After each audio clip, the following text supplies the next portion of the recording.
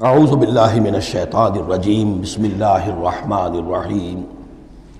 اب کافی عرصے کے بعد منافقین کا تذکرہ قرآن مجید میں ہو رہا ہے، چونکہ یہ ہم نے سورہ یونس سے لے کر اور سورہ مومنون تک جو 14 صورتیں پڑھی ہیں ان میں تو سارا معاملہ تھا مشرکین عرب سے، کفار سے، مشرکین سے، ساری بحث ان سے تھی۔ کہیں کہیں گفتگو کا رخ جو ہے وہ اہل کتاب کی طرف روئے سخن بغیر انہیں باضابطہ خطاب کیے ہوئے، اور یا پھر تیسرا خطاب حضور سے ہے ذاتی، اور حضور کی وساطت سے اہل ایمان کے ساتھ، اور ابھی وہاں نفاق کا کوئی اس قسم کا موجود نہیں تھا معاملہ کہ منافقین کے ساتھ کوئی رد و قدا ہوتی۔ لیکن یہ تو چونکہ سورہ نازل ہو رہی ہے سن 6 ہجری میں، یہ گویا کہ یوں سمجھیے کہ عین مدنی جو دور ہے اس کا عین وسط ہے، بالکل سن 11 میں حضور کا انتقال ہوا ہے، تو سن 6 یوں سمجھیے کہ ان دونوں کے بالکل وسط کے اندر ہے، یہ بالکل درمیانی دور ہے مدنی دور کا۔ یہاں پر اب تذکرہ ہو رہا ہے منافقین کا۔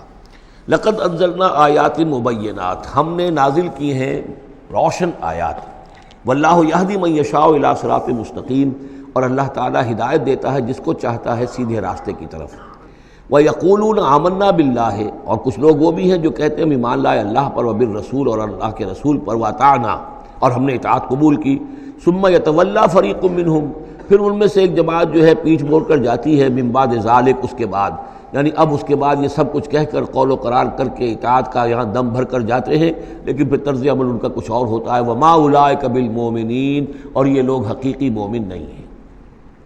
وَإِذَا دُعُوا إِلَى اللَّهِ وَرَسُولِهِ لِيَحْكُمَ بَيْنَهُمْ، اور جب انہیں پکارا جاتا ہے، بلایا جاتا ہے کہ آؤ اللہ کی طرف اور رسول کی طرف کہ ان کے مابین فیصلے کرے۔ یہ سورہ نساء میں ہم یہ سارے مضامین بڑی تفصیل سے پڑھ چکے ہیں کہ وہ لوگ چاہتے تھے کہ اپنے مقدمات جو ہیں وہ یہودیوں کی عدالت میں لے جائیں، اس لیے کہ حضور کے ہاں انہیں اندیشہ ہوتا تھا کہ یہاں تو بالکل صحیح فیصلہ ہو جائے گا۔ تو اس طرح کا جو ان کا کردار تھا کہ جب انہیں بلایا جاتا ہے اللہ کے اور اس کے رسول کی طرف کہ آؤ کہ وہ فیصلہ کرے تمہارے مابین، اذا فریق منہم معرضون، تو ان میں سے ایک گروہ اور ایک جماعت ایسی ہے جو اعراض کرتی ہے اور کرنی کترا جاتی ہے۔ وَإِن يَكُن لَهُمُ الْحَقُّ يَأْتُوا إِلَيْهِ مُذْعِنِينَ، اور اگر ان کو معلوم ہو کہ حق ہمارے ساتھ ہے، یعنی ہم حق پر ہیں اس مقدمے میں، تو پھر وہ آتے ہیں بڑا یقین کا اظہار کرتے ہوئے، اذعان کے ساتھ اور یقین کے ساتھ اور اپنے ایمان کا اظہار کرتے ہوئے، کیونکہ انہیں یقین ہے کہ ہمارا کیس سچا ہے اور حضور کی عدالت میں ہم جائیں گے تو ہمارے حق میں فیصلہ ہو جائے گا، تو اب کوئی رکاوٹ نہیں۔ یاتوا الیہ مذعنین، خوب یقین کا، اعتماد کا اظہار کرتے ہوئے آتے ہیں۔ افی قلوبہم مرض، کیا ان کے دلوں میں روگ ہے؟ ام ارتابوا، یا یہ شکوک میں مبتلا ہو گئے ہیں؟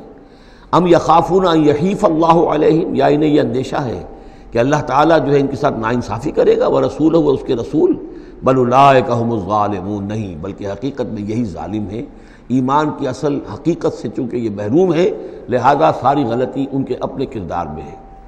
انما کان قول المؤمنین اذا دعوا الی اللہ ورسولہ لیحکم بینہم، جو حقیقی مومن ہوتے ہیں ان کو تو جب بلایا جاتا ہے اللہ کی طرف اور اس کے رسول کی طرف کہ وہ فیصلہ کرے ان کے مابین، تو ان کا قول تو یہی ہوتا ہے ان یقولوا سمعنا واطعنا، کہ وہ کہتے ہیں کہ ہم نے سنا اور ہم نے مانا، ہم حاضر ہیں، جو بھی فیصلہ محمد رسول اللہ کا ہوگا ہم اسے بصر و چشم تسلیم کریں گے۔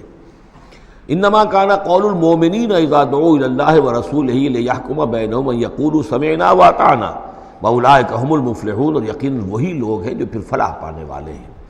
وَمَن يُطِعِ اللَّهَ وَرَسُولَهُ، اور جو اللہ کی اور اس کے رسول کی اطاعت کرتا ہے، وَيَخْشَ اللَّهَ وَيَتَّقْهِ، اور اللہ کا خوف بھی رکھتا ہے اور اس کا تقوی اختیار کرتا ہے، فَأُولَٰئِكَ هُمُ الْفَائِزُونَ، تو یقیناً وہی لوگ ہیں کہ جو کامیاب ہونے والے ہیں۔ وہ اکثر کہتے ہیں، اللہ تعالیٰ کی قسمیں کھاتے ہیں اپنی امکانی حد تک، لئن امرتہم، اے نبی اگر آپ حکم دیں گے، لَيَخْرُجُنَّ، تو وہ لازماً نکل جائیں گے۔ آپ حکم دے دیے، میں ہم حاضر ہیں، ویسے میری یہ مجبوری ہے، یہ میری تکلیف ہے، یہ مسئلہ ہے، ویسے آپ حکم دیں گے اگر، تو میں بالکل حاضر ہوں۔ یہ آپ کو اب بھی معلوم ہوگا کہ ہماری جماعتی زندگیوں کے اندر یہ مسئلہ ہوتا ہے کہ کوئی امیر ہے، اس نے ایک بات کہی ہے، کھل کر اس نے کہہ دیا ہے کہ میں یہ چاہتا ہوں کہ معاملہ اس طرح کیا جائے۔ اب کچھ لوگ کرنے کتراتے ہیں، اچھا جی اگر آپ حکم دیں گے تو میں کروں گا۔ لیکن یہ کیا بات ہے؟ جب وہ امیر ہے آپ کا اور وہ بات کہہ رہا ہے تو اس کی بات کو آپ حکم کیوں نہیں سمجھ رہے؟ اسی طریقے سے حضور صلی اللہ علیہ وسلم نے جب فرما دیا ہے کہ نکلنا ہے، اب دشمن کے مقابلے کے لیے نکلو، اب وہ آپ چاہتے ہیں پی پی کال کر کے حضور ایک ایک کی خوشامد کریں کہ آئیے آپ ضرور نکلیے، خدا کے لیے ضرور چلیے، یہ حضور کرنے والے نہیں ہیں۔ وَأَقْسَمُوا بِاللَّهِ جَهْدَ أَيْمَانِهِمْ، اور یہ اللہ کی قسمیں کھا کھا کر کہتے ہیں اپنی امکانی حد تک، لئن أَمَرْتَهُمْ، اے نبی آپ کا حکم ہوگا تو میں حاضر ہوں، لَيَخْرُجُنَّ، ہم ضرور نکلیں گے۔ قُلْ لَا تُقْسِمُوا، اے نبی ان سے کہیے تم قسمیں مت کھاؤ، طاعۃ معروفہ، معروف طریقے پر اطاعت اختیار کرو۔ تم نے اعلان کیا ہے کہ تم مجھ پر ایمان لائے ہو، تم نے اعلان کیا ہے کہ تم مجھے اللہ کا رسول سمجھتے ہو، اب جو میں کہہ رہا ہوں اسے قبول کرو، اختیار کرو۔ یہ کیا ہے کہ میں کسی کو ایک ایک کو علیحدہ علیحدہ حکم دوں؟ ان اللہ خبیر بما تعملون، یقیناً جو کچھ تم کر رہے ہو اللہ اس سے باخبر ہے۔ قل اطیعوا اللہ واطیعوا الرسول، اے نبی کہہ دیجئے۔ اب دیکھیے نوٹ کر لیجئے، سورہ نساء میں نے تفصیل سے آپ کو بیان کیا تھا کہ منافقین پر تین ہی چیزیں بھاری تھیں۔ نمبر ایک، حضور کی شخصی اطاعت کرنا۔ نمبر دو، جہاد اور قتال کے لیے نکلنا۔ نمبر تین، ہجرت۔ تین ایشوز کے اوپر بڑی تفصیل سے وہاں گفتگو ہو چکی ہے۔ یہاں اطاعت رسول کو جو ہے، جو پہلا مضمون تھا سورہ نساء میں، اسی کو زیادہ موقت کیا جا رہا ہے۔ قل اطیعوا اللہ واطیعوا الرسول، کہیے ان سے اطاعت کرو، اللہ کی اطاعت کرو، اس کے رسول کی صلی اللہ علیہ وسلم۔ فإن تولوا، پھر اگر یہ پیٹھ موڑ لیں، اگر تم منہ پھیرو گے، اگر منہ موڑ لو گے، فإنما علیہ ما حمل، تو سن لو ہمارے نبی پر ذمہ داری ہے اس کام کی جو ہم نے ان پر ڈالا ہے۔ وعلیکم ما حملتم، اور تم سے باز پرس ہوگی اس کی جو تمہارے اوپر ڈالا گیا ہے۔ یعنی نبی نے جو ذمہ داری تھی، اللہ کا دین تم تک پہنچایا، اللہ کے احکام پہنچا دیے، ان کا کام جو ہے اس پر ختم ہو گیا۔ اب اطاعت کرنا، اس کی تعمیل کرنا، اس کے حکم پر چلنا، اللہ کے دین کے لیے تن من دھن لگانا، اور یہ سارا کام تمہیں کرنا ہے۔ تو جو ان کی ذمہ داری ہے وہ ادا کریں گے، اور اللہ کے ہاں ان سے ان کے بارے میں سوال کر لیا جائے گا، اور جو تمہاری ذمہ داری ہے ظاہر بات ہے کہ اس کے جواب دہی تمہیں کرنی ہے۔ اس میں یہ بھی ہوتا ہے بسا اوقات کہ کسی شخص کو یہ گمان ہو جائے، ظاہر بات ہے میں نے آپ کو سنایا تھا کہ ایک شخص نے کہہ دیا تھا حضور سے، اے دل یا محمد، اے محمد عدل سے کام لیجیے صلی اللہ علیہ وسلم۔ بڑی گستاخی کے ساتھ اس نے کہا، گویا کہ الزام لگایا کہ آپ یہ جو صدقات کی جو تقسیم کر رہے ہیں یا مال غنیمت تقسیم کر رہے ہیں، اس میں آپ عدل سے کام نہیں لے رہے۔ تو حضور نے بھی غصے میں جواب دیا تھا کہ انما عدل فلم یا عدل، اگر میں عدل نہیں کروں گا تو کون کرے گا۔ اسی طریقے سے ہو سکتا ہے کسی جماعتی زندگی کے اندر کوئی امیر ہے اور اس سے کوئی شخص یہ محسوس کرے، اس کا ساتھی، کہ مجھ پر زیادتی کی ہے انہوں نے، امیر نے زیادتی کی ہے، کوئی بات نہیں، امیر نے زیادتی کی ہے تو امیر اس کی جواب دہی اللہ کے ہاں کر لے گا، اللہ تعالیٰ کے ہاں جواب دہی ہو جائے گی، اور اگر ہو سکتا ہے اس کے کچھ جو بھی نیکیاں ہے وہ تمہارے حساب میں اللہ تعالیٰ درج کر دے، لینا دینا وہاں ہو جائے گا، ڈیبٹ کریڈٹ ہو جائے گا۔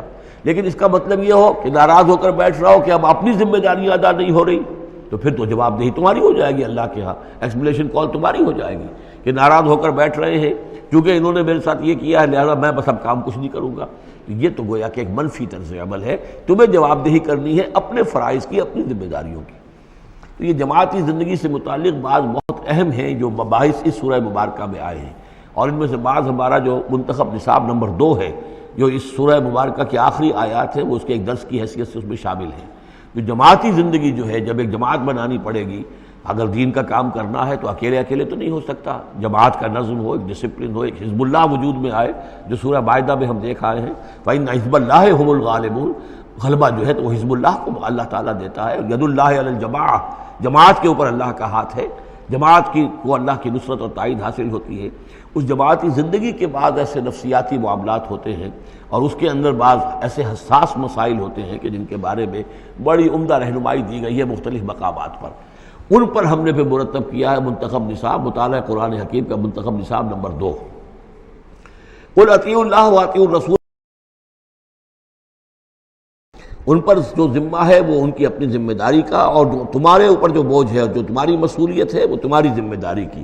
وَإِن تُطِيعُوهُ تَهْتَدُوا، اور جان لو یہ اللہ کے رسول ہیں، اگر تم ان کی اطاعت پر کاربند رہو گے تبھی تم ہدایت یافتہ ہوگے۔ وَمَا عَلَى الرَّسُولِ إِلَّا الْبَلَاغُ الْمُبِينُ، اور ہمارے رسول پر سوائے صاف صاف پہنچا دینے کے اور کوئی ذمہ داری نہیں ہے۔ صدق اللہ العظیم۔